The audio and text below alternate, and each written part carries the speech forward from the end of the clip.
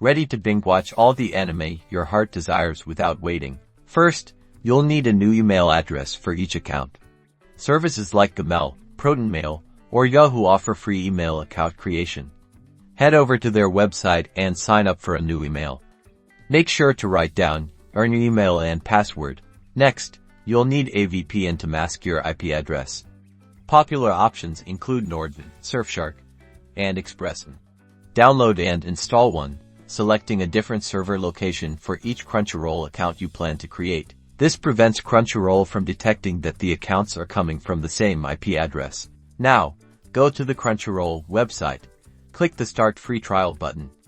Enter the new email address you created, your desired username and a strong, unique password for this account. Select a subscription plan. For payment, Crunchyroll requires a valid payment method. You can use a credit card, PayPal, or prepaid card. A popular method is to use prepaid cards so your account is always secure. Make sure the payment information matches the region you selected in your VPN. Repeat these steps for each new Crunchyroll account you want to create. Remember to use a different email address, VPN server location, and payment method each time. That's it. You can switch between accounts for endless streaming. Enjoy your anime marathon.